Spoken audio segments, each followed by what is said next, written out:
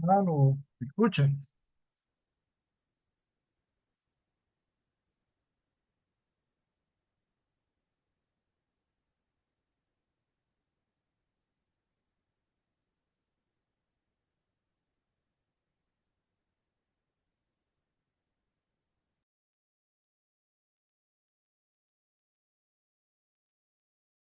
Aló, me escuchen.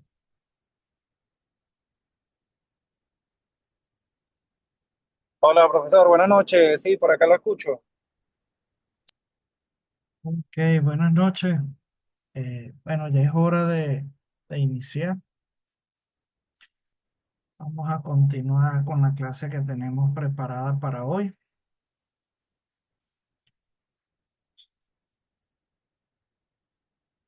Y bueno, esa clase corresponde a que vamos a ver componentes rectangulares de una fuerza, pero en 3D.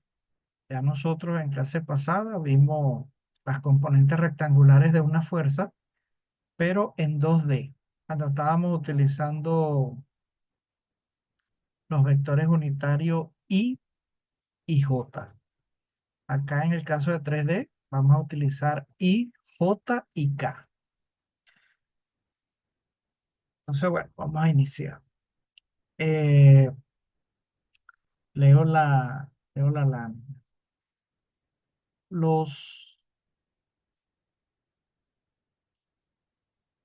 leo la lámina entonces. Los problemas considerados hasta el momento trataron solo dos dimensiones y pudieron formularse y resolverse en un solo plano. Ahora se analizarán problemas que comprenden las tres dimensiones en el espacio. En la siguiente figura, eh, la fuerza F se ha descompuesto. La fuerza F es el vector rojo que estamos resaltando por acá. Y cuando dice que se ha descompuesto, efectivamente ahí en los tres ejes coordenados se pueden apreciar los tres vectores. En el eje coordenado X, que es este que está acá, podemos ver la componente que es este vector negro acá que estoy resaltando. ¿Ok? Vector Fx, como hemos utilizado la nomenclatura hasta ahorita. Y que efectivamente el vector está en la misma recta que el eje coordenado X. Observamos la componente vertical resaltada acá, como la hemos denotado hasta el momento, Fy. Y eso debido a que esta componente vertical es la que está en la dirección del eje coordenado Y. Y por último, que es el nuevo eje que vamos a empezar a trabajar, es el eje coordenado Z. Observamos que acá, donde estoy resaltando, está la componente que va en la dirección del eje coordenado Z. Y bueno, la hemos denotado FZ. Ok,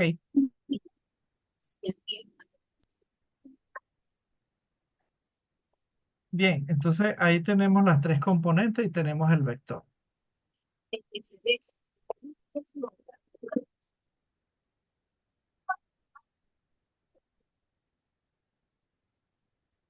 Mira, ahora te brinda más oportunidades de comprar con la app que sea disponible en nuestra tienda. Y díganos qué tiene lo que necesitas para tu hogar. ¿Vale? Puedes Perdón, Edwin, creo que estás escuchando la radio y te estamos escuchando. La clase se está interrumpiendo. Gracias. Bien, continúo. Esta componente Fx, ¿verdad? Como lo dice acá la lámina, es la que va a lo largo del eje X. Y bueno, lógicamente es llamada componente rectangular X. Si ese ángulo θ X es el ángulo que está entre el vector F y el eje X. Aquí lo pueden ver en la imagen, ¿verdad? entre el vector rojo F y su componente Fx está el ángulo θ, este ángulo que está resaltado acá. Entonces, ese ángulo θ de X, tenemos que las componentes escalares se calcularán de la siguiente manera. Si recordamos cuando vimos el cálculo en el plano, se darán cuenta que es exactamente lo mismo. Es la misma fórmula. ¿Ok? La componente X va a ser igual a la hipotenusa del triángulo, que es el vector propiamente, el vector fuerza, y el coseno del ángulo que forma la componente con el vector. Exactamente lo mismo que estamos viendo acá en el dibujo. Tenemos la hipotenusa, que es el vector rojo fuerza, la componente, que es el vector negro en la dirección X, y vemos que el ángulo que forman los dos vectores es θx. O sea, efectivamente es como está escrito allí en la fórmula. Vamos ahora a ver cómo se conforma la componente y. Entonces decimos, una componente f de y es la que está a lo largo del eje y es llamada componente rectangular y. Lo vemos acá en el dibujo. Aquí está el vector f, el rojo. Esta que estoy resaltando es la componente ya rectangular de ese vector. Está reflejada en el eje coordenado y. Y acá está la nomenclatura, es f de y, se observa acá. Y este es el ángulo que formarían los dos vectores. El vector propiamente con su componente. Sería θ sub y. Entonces, teniendo claramente eso visualizado en la imagen, dice así la lámina. Si el ángulo θy está entre el vector f y el eje y, tenemos que las componentes escalares son, como lo vemos allí en la fórmula, ¿verdad? F de y es igual al vector f por el coseno del ángulo que ellos forman. ¿Ok? Y por último, vamos a ver la componente que está a lo largo del eje coordenado z, que es la nueva componente que estamos manejando a partir de hoy. Dice así, una componente Fz a lo largo del eje Z es llamada componente rectangular Z. Vamos a verlo en el dibujo. Acá tenemos el vector F. Acá tenemos la componente a lo largo del eje coordenado Z. Acá se los estoy resaltando. Y este sería el ángulo θz. Es el ángulo formado entre el vector y su componente. O lo que es lo mismo, entre el vector y el eje coordenado Z. Entonces, en la lámina continuamos. Si el ángulo θz está entre el vector fuerza y el eje Z, tenemos que las componentes escalares son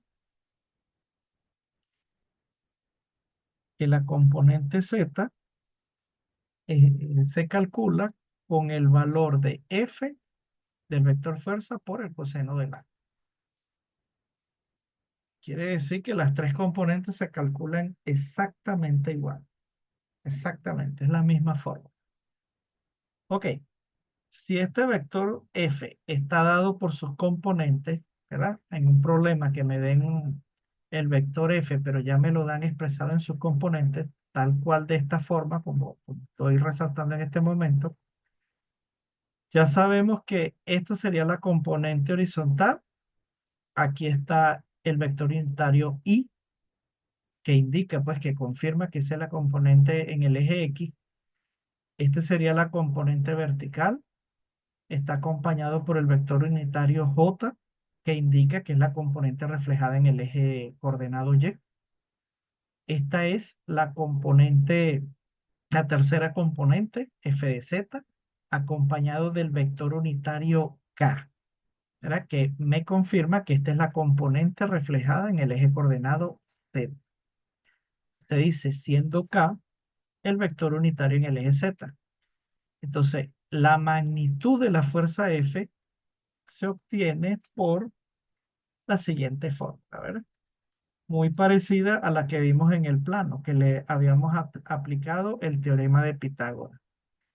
Solamente que en este caso, como ahora estamos manejando tres ejes coordenados, entonces nosotros vamos a sumar dentro de la raíz el cuadrado de esa tercera componente, f de z. O sea, es lo mismo, exactamente la misma forma. Además de eso, esos cosenos que nosotros acabamos de ver en las tres figuras anteriores, esos ángulos llamados tita, tita su x, tita su y y tita su z. Esos tres ángulos, si nosotros sacamos el coseno, a esos cosenos se le conoce como los cosenos directores de la fuerza F o del vector. Y los tenemos escritos acá, ¿verdad? El coseno de tita X, coseno de tita Y y el coseno de tita Z. Entonces se cumple que la suma, ¿verdad? Que hay un signo más y aquí hay otro. Que la suma de los cuadrados, aquí están los cuadrados, los tres sumando tienen cuadrado. Entonces dice, la suma de los cuadrados de los cosenos directores deben ser igual a 1. Ok, una fórmula importante por si acaso se requiere en la resolución de un ejercicio. Bien, al igual que en el plano, nosotros hubo un momento cuando veníamos trabajando el plano, se introdujo el concepto de vector unitario, que era el vector I y el vector J. En este caso, vamos a introducir un vector unitario, pero llamado lambda, así como dice aquí donde estoy resaltando. Vector unitario lambda. Ese vector unitario tiene la misma dirección que el vector fuerza, que el vector F. Y ese vector unitario se calcula de la siguiente manera, así como está acá. Aquí está expresado en sus componentes. ¿Ok? Su componente en X, su componente en Y su componente en Z. Eso quiere decir que esto que está aquí encerrado entre un paréntesis, ese es el vector posición. Me está indicando la posición de un punto, de una partícula.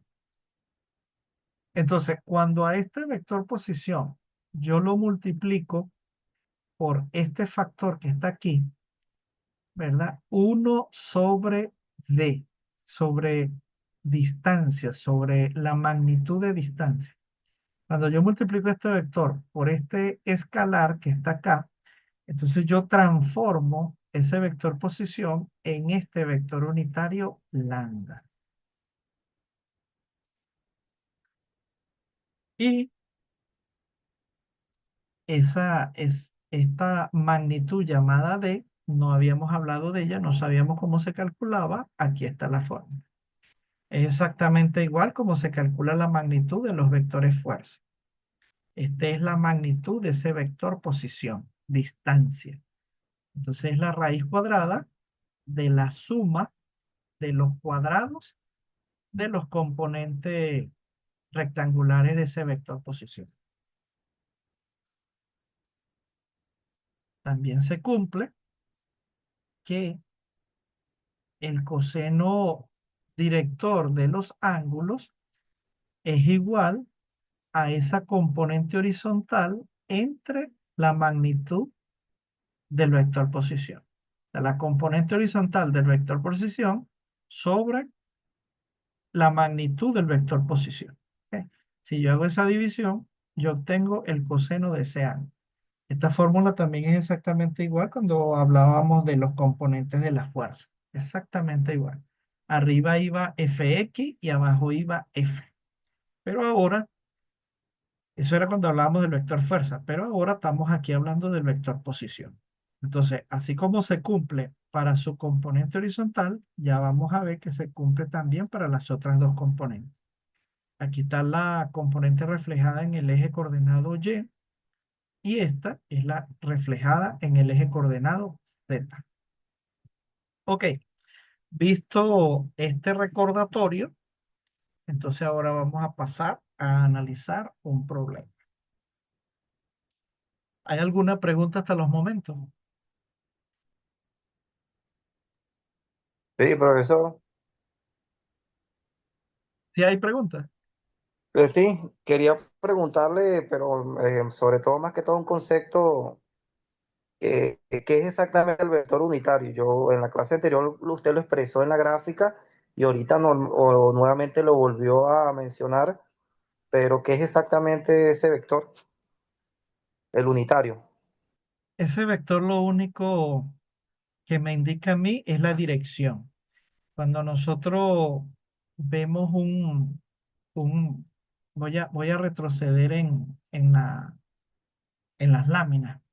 Ajá, cuando nosotros veamos un vector que está expresado de esta manera como lo estoy resaltando acá, que acá hay un número y ese número está acompañado por el vector unitario y la presencia de él aquí. Bueno, primero me está indicando que es un vector.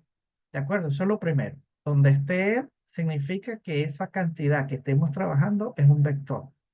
Si fuera una magnitud escalar, no lo hacemos acompañar por un vector unitario. ¿De acuerdo? Por ejemplo, masa. Si me hablan de que hay un bloque que pesa 5 kilogramos, ese 5 kilogramos, cuando yo lo escribo, no le coloco una I, no le coloco una J, no le coloco una K. Entonces, eso significa que eso es una magnitud escalar. Entonces, la primera conclusión, cuando yo veo una cantidad donde hay el vector unitario I o vector unitario J o vector unitario K, de la primera conclusión es que esa cantidad que estamos analizando es un vector. Segundo, que el número esté siendo acompañado por el vector unitario I significa de que esa magnitud está siendo reflejada en el eje X. Es la componente que va en la dirección del eje X. O sea, esa información me la proporciona ese vector unitario. ¿Eh? Entonces, él sirve para eso, como para proporcionar esa información. Cuando lo tengamos acompañado del vector unitario J, entonces me está indicando de que esa componente está reflejada en el eje coordenado Y. Y a partir de hoy, pues que estamos empezando a manejar los tres ejes coordenados, cuando veamos una cantidad que está siendo acompañada por el vector unitario K, entonces ya sabemos que esa cantidad es la componente que está reflejada en el eje coordenado Z. ¿Aclaré su duda? Sí, profesor, gracias. Ok, voy a continuar entonces con el análisis del problema. Bien, vamos a leerlo. El alambre de una torre está anclado en el punto A por medio de un perno. Acá en el dibujo que estamos observando, la torre vendría siendo esta parte que estoy resaltando. El alambre vendría siendo esta línea roja que estoy resaltando. Y como dice el dibujo, ese alambre está anclado en este perno que está en A, ¿verdad? Está claramente aquí el denotado con la letra A. Ese es el punto. Entonces dice, la tensión, leyendo nuevamente acá el enunciado del problema, la tensión en el alambre es 2500 newton. Es unidad de fuerza. Es correcto, porque cuando me hablan en un problema de una cuerda, de una guaya o de un alambre, como en este caso, cuando me hablan de esas cosas, este, todas esas magnitudes es fuerza. Estamos hablando de un vector fuerza. Pero bueno, lo llaman de manera diferente, ¿ok? Entonces, en este caso, utilizaron la palabra tensión. Entonces, al decir aquí la tensión, ya nosotros sabemos que es fuerza. Y efectivamente, como es una fuerza, entonces aquí en esta cantidad utilizaron la unidad de medida de fuerza. Al haberme dicho Newton, están confirmando que lo que estamos hablando es un vector fuerza. ¿Ok? Entonces, releo la última oración del problema. La tensión en el alambre es 2500 newton. Determine, aquí vienen las dos incógnitas. La primera, las componentes de la fuerza que actúa sobre el perno. Entonces, me están mandando a calcular el vector fuerza, pero me están preguntando es las componentes del vector fuerza. Bien, estamos claros allí. Y la segunda pregunta es los ángulos que definen la dirección de ese vector fuerza. Esos ángulos es lo que acabamos de ver ahorita. Son esos ángulos tita. Entonces, como estamos trabajando en el espacio, entonces ya sabemos que tenemos que calcular tres ángulos tita. Cada uno es el ángulo que forma el vector con uno de los ejes coordenados. Como estamos manejando tres ejes coordenados, van a ser tres ángulos. Entonces, mosca allí. El dibujo les tiene que indicar a ustedes que la resolución es tridimensional, que estamos hablando de tres dimensiones, ¿verdad? Ok, entonces fíjense, vamos a analizar un poco este problema para ver cómo empezar. Analicemos el dibujo. Entonces vamos a ver cuál es el punto de aplicación de ese vector fuerza y cuál es la dirección. Entonces, bueno, ahí tenemos el vector fuerza representado con ese vector color azul. Y bueno, como en el enunciado del problema me hablaron fue de tensión, ¿verdad? Así como dice aquí tensión, entonces yo este vector fuerza lo, lo llamé tensión, lo llamé entre A y B. Pero efectivamente el enunciado del problema dice que el alambre de esa torre está anclado en A por medio de un perno. Entonces, yo les indiqué cuando vimos el concepto de diagrama de cuerpo libre que el primer paso era que ustedes tenían que decidir cuál iba a ser la partícula significativa, la partícula representativa de ese cuerpo rígido que estamos analizando. En este caso, la partícula que vamos a tomar es el punto A, donde está anclado el alambre en el perno. Entonces, de hecho, la primera pregunta, ¿verdad? La pregunta A dice las componentes de la fuerza que actúan sobre el perno. Entonces, ahí también les están indicando cuál va a ser el punto significativo que pudieran tomar. Cuando dice actúa sobre el perno, entonces ya sabemos que nos vamos a enfocar aquí en el punto A. Bien, entonces quiere decir que ahí es donde está actuando el vector fuerza, allí en ese lugar. Ese es el origen del vector. Por eso el vector se ha dibujado de esa forma. El origen en A, y fíjense que el extremo del vector está hacia B, hacia el punto B, hacia la parte más alta de la torre. Esa es la dirección. El vector va desde A hacia B. Todos esos detalles es importante que lo tengan claro. Bien, entonces, aclarado eso, la dirección de la tensión es el mismo alambre, es la misma dirección que lleva el alambre. Es desde el punto A hacia el punto B. Muy importante tener eso claro. Sigamos analizando. Me habla del vector posición. El vector posición es ese que está allí representado en color casi anaranjado.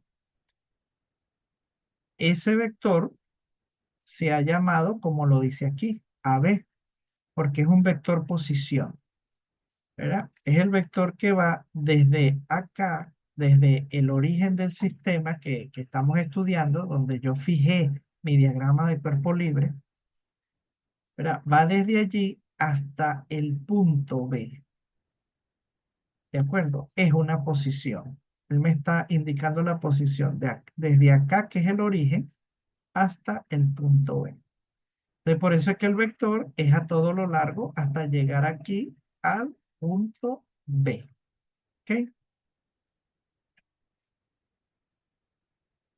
Y ahora faltaría preguntar, pues ya tenemos ubicado el vector posición y el vector fuerza. Ya sabemos que ambos están ubicados en la misma línea de acción. En este caso, en el alambre que tiene la torre. Entonces ahora vamos a ver un poquito más el detalle de esas componentes de ese vector posición. Vamos a ver qué nos dicen. Bueno, lo que hemos visto allí en la lámina es que aparecieron los tres vectores unitarios, están en color verde, pero aparecieron para indicarme que este punto A, lo voy a resaltar para que me sigan, ¿verdad? Que este punto A es el origen del sistema de referencia que yo fijé, ¿verdad? Para resolver este problema, yo seleccioné que el sistema de referencia esté coincidiendo allí, el origen de ese sistema esté coincidiendo con el punto A. Entonces, para que ustedes me sigan, para que estemos todos en la misma corriente, yo he colocado allí los tres vectores unitarios para que vayan analizando que el origen del sistema está allí, en el punto A.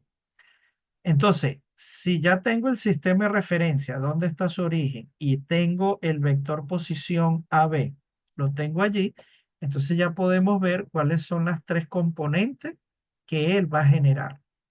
Vamos a verla. Vamos a ver la primera, que es la componente en X.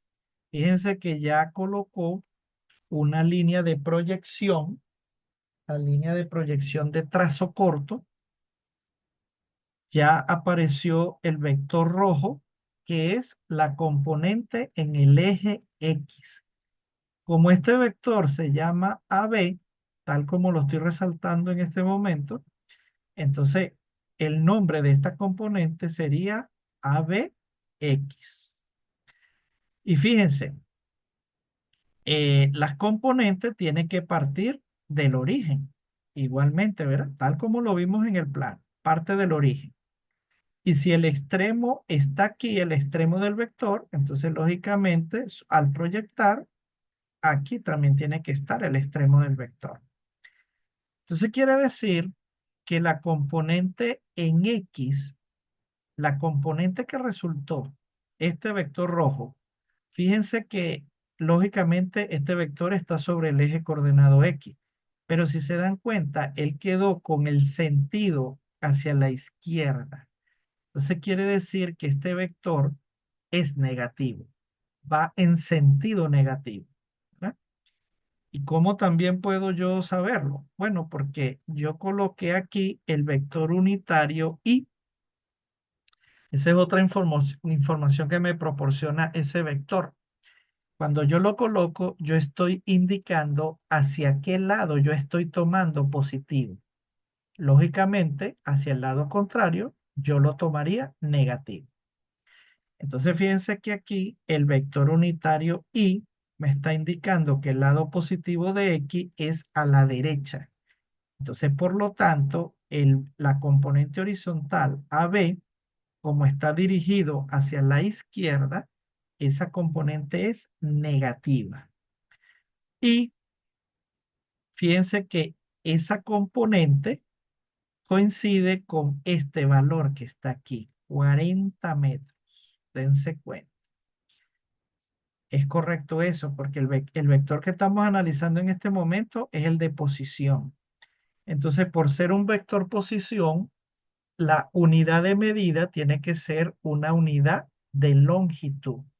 Tiene que ser libra, pulgada, centímetro, metro, etc. En este caso, la unidad de medida es metro.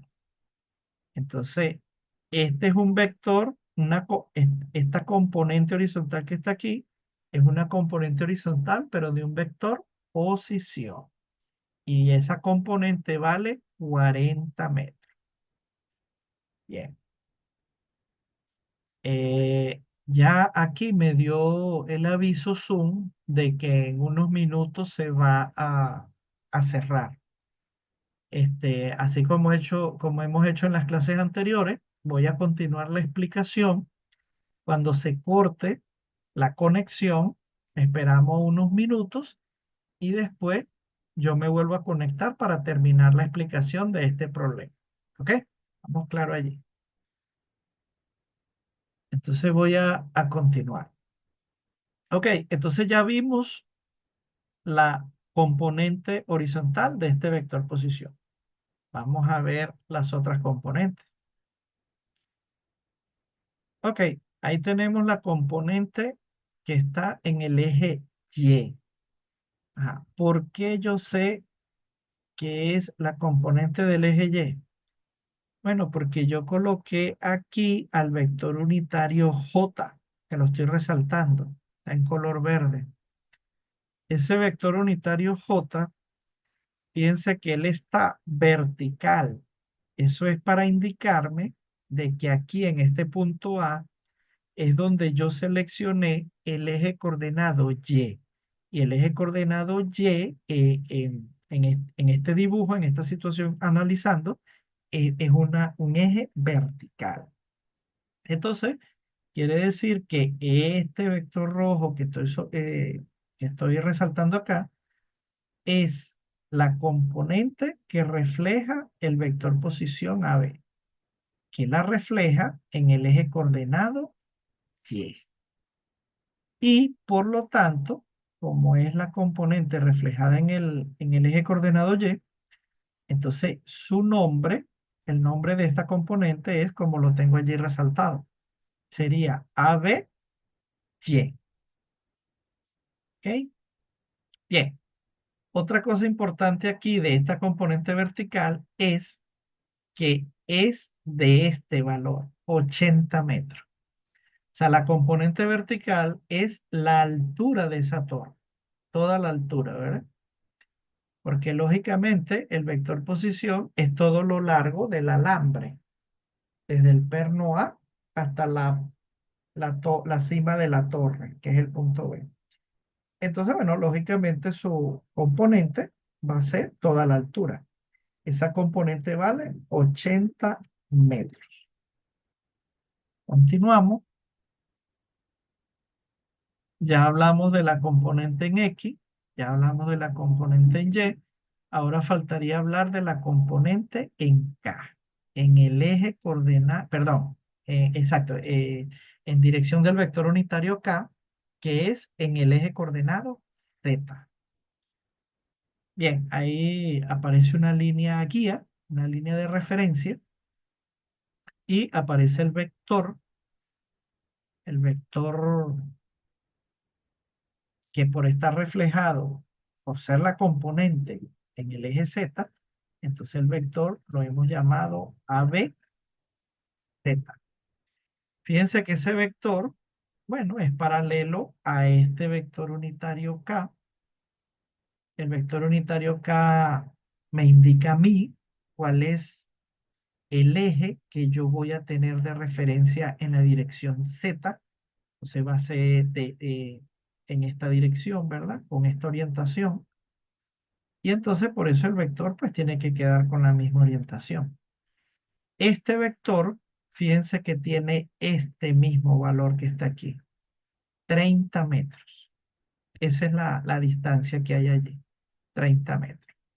Entonces, este vector, su componente, bueno, este vector AB, su componente en Z, que es esta que estoy resaltando, tiene el valor de 30 metros. Bueno, ese análisis me pareció interesante, pues compartirlo un poco para que ustedes tengan la idea cómo es que tienen que entrarle a estos problemas. Ver el dibujo, analizarlo, cómo interpretarlo, cómo irlo subdividiendo, desglosando, ver dónde están las cantidades, las componentes, ver dónde van a colocar su sistema de referencia, dónde van a hacer el diagrama de cuerpo libre, todo eso. Si hay que deducir ángulos, todo eso hay que analizar. Entonces, bueno, quise compartir con ustedes un ejemplo para que lo tengan de referencia. Bueno, una vez que ha sido aclarado todo esto, entonces ahí vuelvo a colocar en el dibujo el sistema de referencia, ¿verdad? Para saber en dónde lo hemos ubicado. Aquí están los tres vectores unitarios en color verde. El origen coincide con el perno, el punto A. Y entonces dice aquí el problema. Hallemos el vector unitario lambda. Ese es el vector unitario que está está en la dirección del vector posición. Eso fue lo que acabamos de ver ahorita en la fórmula. Este vector unitario lambda tiene la misma dirección que el vector fuerza. Tiene la misma dirección. Entonces, ¿qué quiere decir? Que si yo tengo la dirección de lambda, puedo tener la dirección del vector fuerza. Entonces, vamos a calcular ese vector lambda. ¿Cuáles son las componentes de lambda? Bueno, ahí la tenemos. La primera componente en X es menos 40. Ya eso, por eso quise hacer el análisis antes, ¿verdad? Esta componente horizontal es el vector rojo que estuvimos analizando ahorita, ¿verdad? Que coincide con este valor, con esta distancia. Por eso asume el valor de 40 metros. ¿Y por qué tiene el signo negativo? Ya yo les expliqué que ese vector estaba aquí en sentido hacia la izquierda. Es el sentido negativo del eje X. Por eso allí está en negativo. Luego aparece la componente en el eje Y, vale 80. Ya también eso lo habíamos visto ahorita, porque asume este valor que está aquí, 80. Pero como el vector cuando lo analizamos quedó viendo hacia arriba, por eso él mantuvo su signo positivo. ¿Ve? Aquí el 80 está positivo. ¿Por qué? Bueno, porque cuando nosotros teníamos acá la componente en Y, el vector quedó con sentido hacia arriba. Y ya nosotros sabemos que el eje Y hacia arriba es el lado positivo y hacia abajo es el lado negativo. En este caso, como va hacia arriba, entonces este 80 quedó positivo. Y por último, estamos viendo la componente en Z. Esa componente en Z ya sabemos que es en esta dirección, ¿verdad? Donde me está dando el vector unitario K. Y esa dirección de aquí a aquí vendría siendo este 30 que está aquí, ¿verdad? Desde el perno hasta esta línea de referencia. Esa distancia es 30 metros. Esa distancia es precisamente el, el componente, ¿ok? El componente en el eje Z. Como yo coloqué positivo en este sentido y el vector quedó en ese mismo sentido, entonces el 30 se colocó positivo, ¿ok? En sentido contrario, como quien dice, hacia atrás, hacia acá, hacia donde yo estoy resaltando, en esta dirección, si el vector hubiera quedado así, si fuera con signo negativo, pero no es este el caso. Bueno, ya tenemos ubicadas las tres componentes del vector posición o del vector lambda. Entonces, vamos a continuar.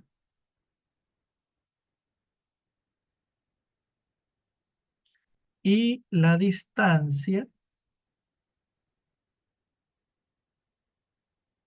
en